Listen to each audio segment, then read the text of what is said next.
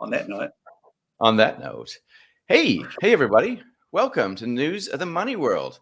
Now today we're talking about crypto shockwaves. It's happened again. It seems like this year has been just a wacky year when it comes to these centralized crypto platforms. And just 24 hours ago, I don't know where you were when you heard it. It's kind of like when Kennedy got shot almost, right? FTX kind of exploded, and then Binance comes in and swoops them up to the rescue. And I was actually giving a presentation on digital assets, and by the start of it to the end of it, Bitcoin dropped by about 6%, and I knew something was up. So I jumped onto Twitter, and then I saw what had happened. Rupert, do you want to give us the background as to what happened in terms of this latest shockwave in the crypto space? Yeah, so FTX, and for those that don't know, FTX was the second largest exchange, crypto exchange after Binance. It was founded and run by a guy called Sam Feldman, who lives in the Bahamas. It's kind of become, he's kind of created and turned himself into the soft, nice, friendly face of crypto over the past 6 months. Back in May and June, when everything else was going bust and all the liquidity crunch was happening, they were the ones that were actually out there buying. And so they bought Voyager, they were bidding for some of the Celsius assets. They were kind of seen to be the rescue program for a lot of the stuff that ran out of money earlier in the year. I think what's been emerging over the last couple of weeks, probably the last month or two, is that things within FTX are not quite as rosy as they had seemed. Another important part of the FTX story is a thing called Alameda. And so Alameda is the high frequency trading shop, which again is owned by Sam Feldman and closely aligned with FTX. And so I think a normal way of talking about Alameda was it was a crypto hedge fund. But additionally, it might have also been used as a bit of a market maker and a trading partner for FTX. So this kind of has all been getting quite interesting. The FTX kind of going along, seem to be the grown-up. They've been spending a huge amount of time in Washington. Sam's been talking a lot to Congress. He was testifying in front of the, I can't remember which committee it was, but the committee considering crypto regulation. He's donated about $50 million to various candidates through this current set of midterms. So he was really seen to be the grown-up kind of adult in the crypto space, which is why I think this is really, really shocking to a lot of people. So the downfall seems to have started about just under a week ago, when Coin Market published an article which showed the balance sheet of Alameda. So Alameda is the asset management firm. And it quickly showed that over half the assets sitting on Alameda were actually FTX, which is the native coin of FTX, which is used as a way to kind of get discounts on fees and kind of really a way to fund that business as well. To a lot of people, that kind of goes, that's a little bit too close, a little bit kind of insider, using one hand to pay the other. So paying Paul or robbing Paul to pay Peter with different parts of the business. And on, I think it was either yesterday or on Sunday night US time, CZ, the founder of Binance, tweeted that he was looking to sell his entire $527 million of FTX coins because he'd kind of heard some things that he didn't like, and he didn't really like what was going on. And that got everyone really, really nervous about FTX for two reasons. One is, what had he heard? What was going on? And kind of what was making him kind of pretty nervous. And then the second massive reason was, hey, someone's just announced they've got $600 million or $527 million of a $5 billion kind of asset that they're looking to dump on the market. You know that's going to push the price down. And so fundamentally, that's where and then kind of that kept on spiraling down, and that's led to the cash and liquidity crunch within FTX over the last 24 hours. Last night, FTX halted withdrawals, which I guess is really the final death knell for any kind of financial platform, only to be solved. And this morning, hopefully, or we hope, by the announcement that Binance would purchase FTX. So hopefully that's a succinct summary. It's pretty succinct. So there's a couple of things probably just to define for those that might not understand who these players are. So we got CZ, which stands for Changpeng Zhao. So CZ, a little bit easier. Sam Bankman-Fried, I think it is, SBF. And then we have FTX, and then we have Binance. So we have Binance, and then we have CZ, and then we have FTX, and then we have SBF. It gets kind of confusing, but effectively there's this story that's been playing out over a while, and there's elements that are quite interesting. You know, we have CZ kind of representing, I guess in a sense, there's a Chinese element there. And then we have SBF, which is a bit more of an American thing here. There was something going on with donations going to the Democrats. It's a fantastic story, right? And who knows whether he was using that to kind of get some leverage to throw some cold water on what Binance was doing. It's just insane. And ultimately, I guess traditional finance, and this is something that Sarn is saying here in the chat. Traditional finance is probably looking at this just thinking it's just another failure, right? Like crypto just can't keep it together. And I think one of the things is that quite often it's probably easy to look at the asset and think that the asset itself is dodgy, or you look at everything in that ecosystem and just think that it's dodgy, it's rotten, it's a scam, it's horrible. But it's always been about the hands that hold the assets, never about the assets themselves, or the hands that try to hold those assets, right? What is this saying, do you think? Like, do you think that it's saying, hey, watch out, everybody, crypto is dangerous, stay away from it? Or is this just an example of a business failure? To me, this is a pure business failure. I mean, my interpretation of what kind of really my reading between the lines and looking at some of the stuff that CZ's tweeted over the course of today, I mean, fundamentally, it was a pretty typical case of a business using huge amount of leverage against a highly volatile and highly risky asset. And of course, that blew up like these things often do. It was a business that looks as though it had clearly overextended itself. It had spent kind of many hundreds of millions of dollars on buying stadiums, on celebrity endorsements, on everything that you can spend money on. I just think it was as a business that thoroughly overextended itself. I think that hopefully here, through the actions of Binance, consumers aren't kind of punished and everyone does get their money out and everyone gets their money back. But yeah, I think fundamentally there probably is a bit of a case for some regulation to make sure that you do have full separation of assets. You've got traceability of assets, all of that kind of stuff. But yeah, to me, this is pure and simple. It was a leverage issue, and kind of they were using client assets to fund the business. Yeah, and this kind of sounds too familiar for me, being caught out myself personally in the Celsius fiasco earlier on this year. And it kind of just, it's almost like oil and water, right? You take traditional finance, which includes a lot of dodgy stuff, remember, in traditional finance, very opaque areas.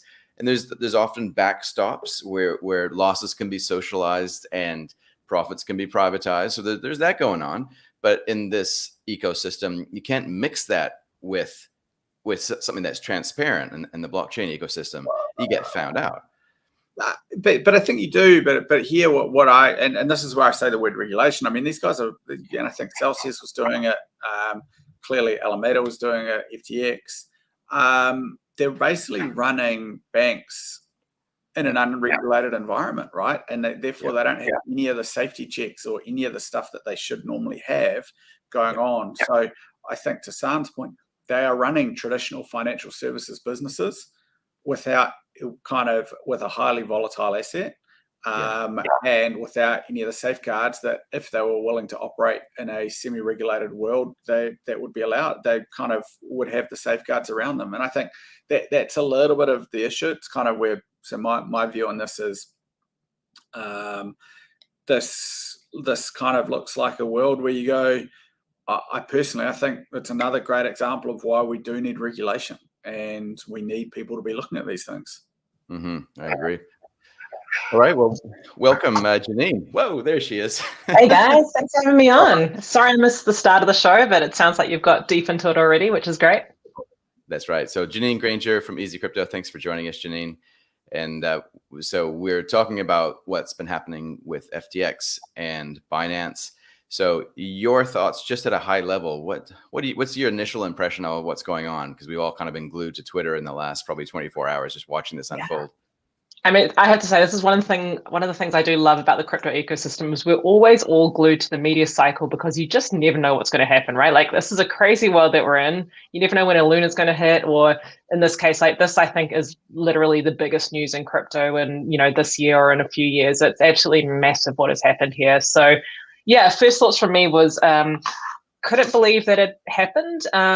We all sort of, I guess, FTX portrayed themselves as a too big to fail. They portrayed themselves as the white knight shining to the rescue of people who had bad risk management practices and were, borrowing short and lending long. There is still a lot that needs to come out as to exactly what has happened here. There's a lot of, theories going around, and, I think it's pretty clear that FTX did not have the assets to cover the liabilities, at least not to be able to redeem customer funds as quickly as they needed to. Possibly things tied up with Alameda. Alameda's tied up with There's Capital and Voyager, and it's like there will be a lot of pieces to unpick here, but clearly it's not as all was not as well as it looked on the outside there. Okay. There's a lot of theories, I guess, going on behind the scenes, and like probably one of the favorite theories that I saw recently was this classic kind of East versus West, where there's this beef going on behind the scenes and they're trying to bring each other down. And ultimately it was a game of chess that SBF just couldn't play very well in the end, and he got gazummed. What do you think of that one? Yeah, I mean, when you look at the strategic pieces that CZ had, right, like he had so much liquidity in FTT that he could single-handedly sink the price of that. And SBF would have known this, right? He knows how, CZ, Binance used to be a shareholder in FTX. And as part of that, they would have had very good visibility into FTX's financials and into their balance sheet. As part of the exit of that, they got a very large amount of the FTT token. And we all know that these tokens, they have a price that they trade at, but the supply and demand, the liquidity of those coins is usually very, very low compared to their market cap. And so if a large amount were to enter the market at any one time, that would flood the market and massively depress the price, create a bit of a ripple, a flow-on effect from people, spooked at these massive red candles. And yeah, I mean, it's sort of, in hindsight, it almost seemed like that chess piece was very obvious, but probably no one thought that it would be used in that way, because it is a pretty, one would say, ruthless strategy, but clearly effective. It's amazing when you put it like that, though. So basically what it's almost as though he always had an option over the business. Yeah. The cards to basically fold it pretty quickly.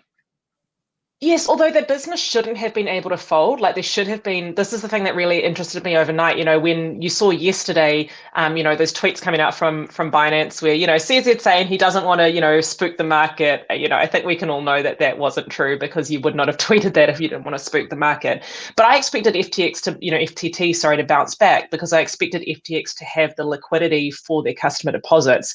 And that was the really interesting revelation for me when I woke up this morning, to be like, whoa, this escalated even, significantly. Like, a war between these guys trying to undermine each other, trying to, take the bottom out of the market is one thing. But for the, one of the top exchanges in the world to not actually have the liquidity behind customer deposits, that's an entirely different issue. And goes back to what you were saying before, Rupert, of they are running like banks, but without the regulation, without the capital controls, without the, requirements around balance sheet practices that you expect from a bank.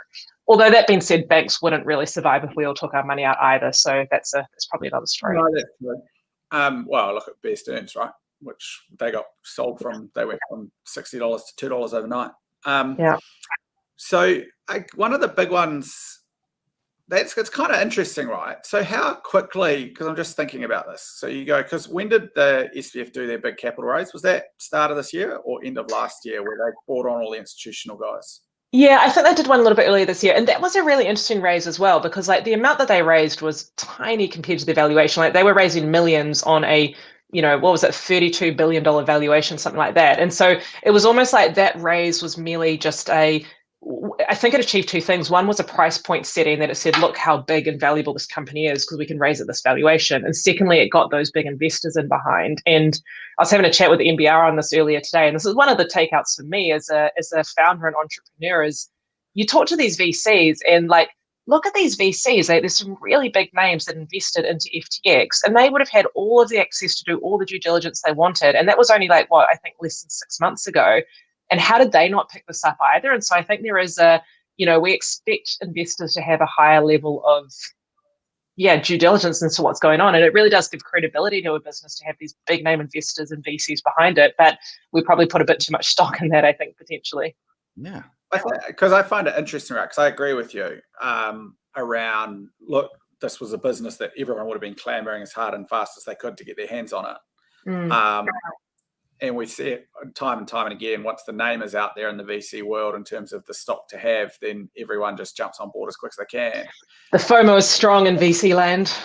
So it works. But the second part around it is I wonder, because some of the stuff I was reading today, is I wonder how quickly the business actually deteriorated, right?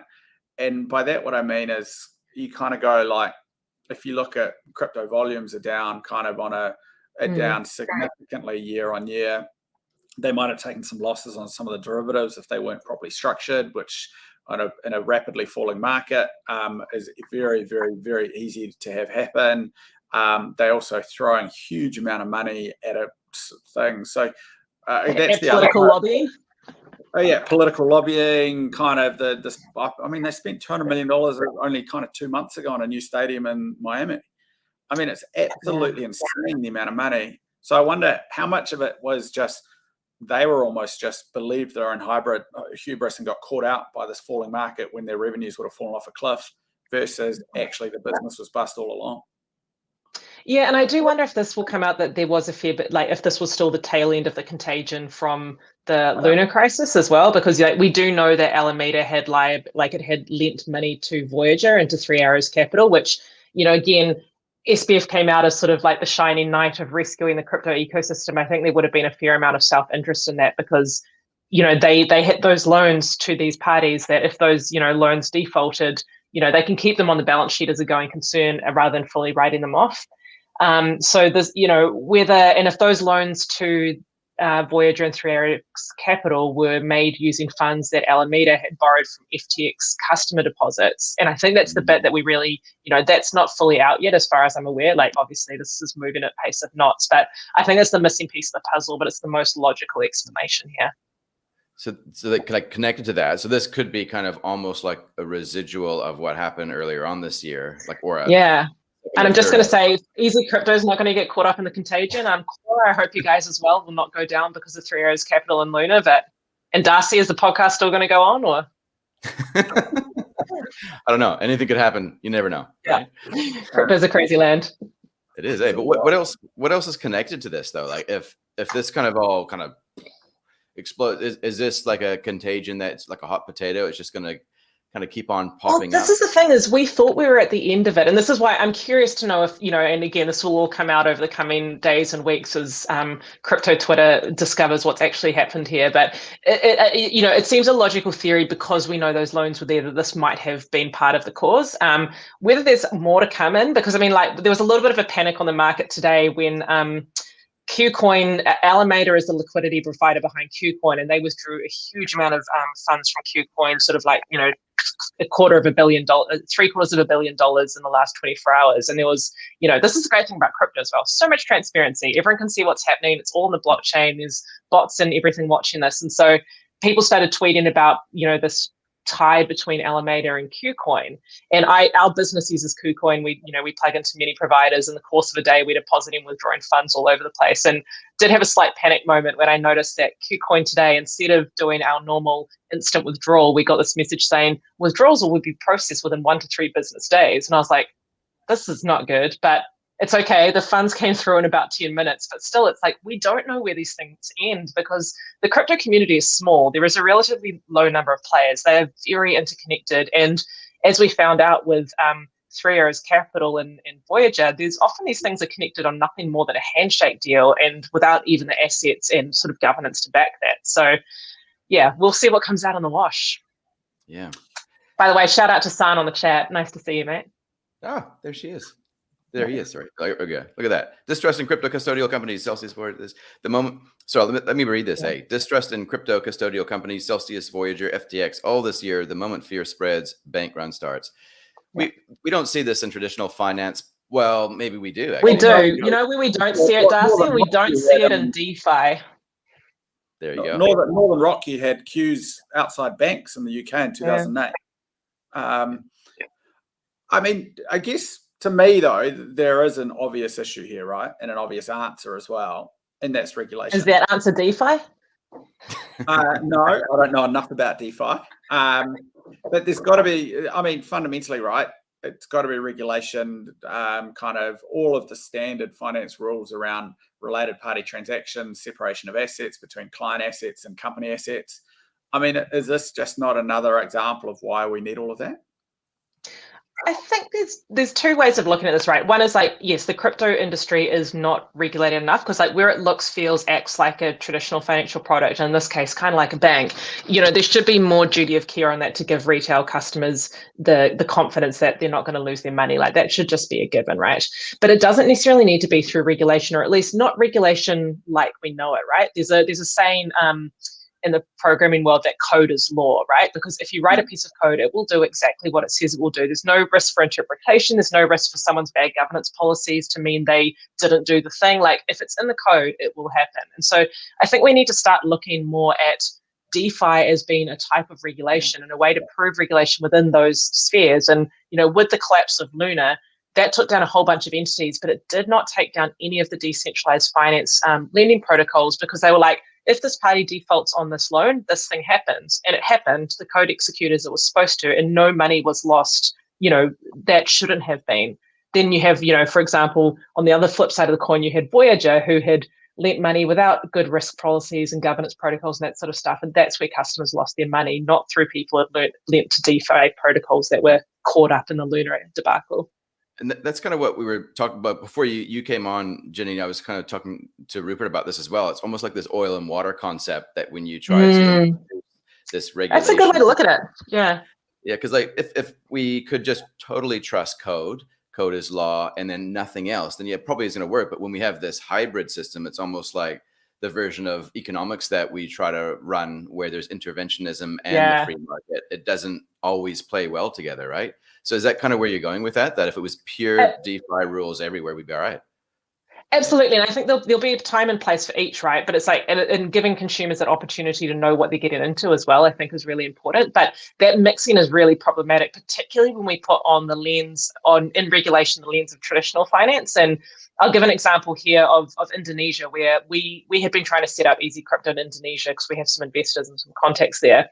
Incredibly difficult because their regulation is very, very specific about what you can and can't do. And it's very rooted in a traditional way of looking at things. So stock market, for example, you have a central stock exchange, the New Zealand Stock Exchange, NZX, ASX, those kind of things. And so Indonesia wanted to bring that model into crypto and said, okay, we have a central exchange and everyone who's buying and selling stocks goes through the central exchange. So therefore, everyone who's buying and selling crypto goes through the central exchange. And all of us crypto providers are just scratching our heads. It doesn't work. You can't do it that way. But that is literally how they are publishing the regulation for Indonesia. And it's like you say, it's oil and water. You can't necessarily mix these things, or if you do, you don't get good outcomes.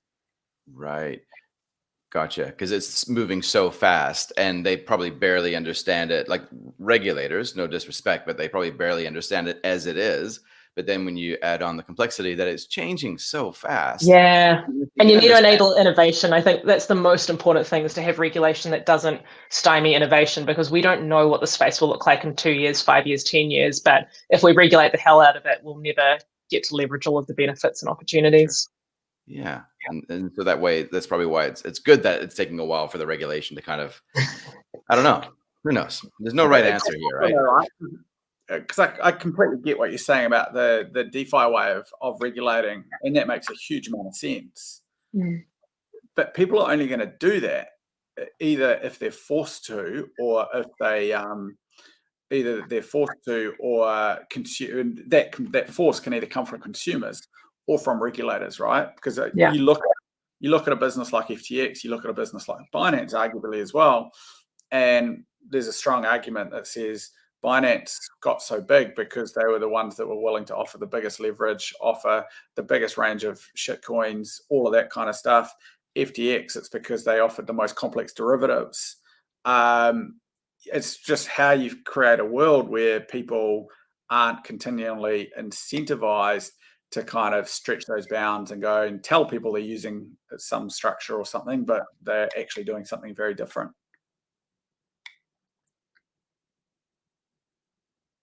Oh, Darcy, I can't hear you. Is that just me? That's all of us. Sorry about that. I think I'm being clever when I kind of like sneeze. I put it on mute, but then I always forget. So there we go.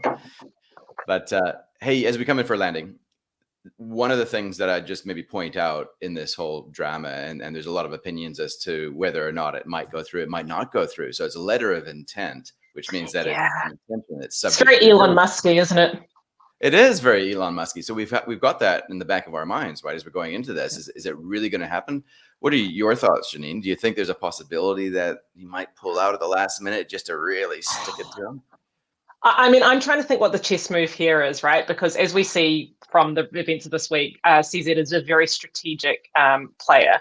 And he very strategically said like, it's obvious a letter of intent is a letter of intent. Everyone knows these things are up to due diligence, but he said that so clearly right up front in his tweet. And I guess the question is, what was he seeking to achieve by it? Like, if he wanted to stick it by pulling out at the last minute, you probably wouldn't pre-warn that. Yeah, I'm not sure. It'll be interesting to see where this goes. Do you think the market, because at the end of the day, right, the Alameda balance sheet is 14 billion or something, 14, 16 apparently billion. True, and that's potentially the issue. I mean, it's not going to create a massive set of issues if it does go bust, is it? If FTX goes bust? Yeah. I mean, it kind of depends how much, there's issues around like how much customer funds is tied up in that, and like how much will people get back on the dollar. There's all of the reputational risk for the crypto industry, although I think that bridge is already burned by this. There's less competition in the market, but probably Binance buying up FTX actually reduces competition more than FTX going bust. Yeah, I mean, maybe it doesn't matter too much. Like, the world will lose a lot of extra fancy derivative trading, but how much do we need that? Yeah, because isn't that the argument for CZ? It's basically, is he kind of, once he figures out what the cost is, whether it's 5 or 10, A, can he afford it? And B, does he need to do that to protect the industry? I mean, I think, to be honest, the customers will come to Binance anyway, right? Particularly if FTX ceases trading, they'll be hemorrhaging customers to other platforms. A lot will go to Binance, and what's left to buy is the other question. If the assets don't cover the liabilities to customers, is there anything left there? Yeah. Hey, we've just come to the end of our time, but one of the reasons why I wanted to rope you into this one as well, Janine, was just to say, hey, everybody, we've got an event coming up where Janine is going to be speaking, and 24th of November.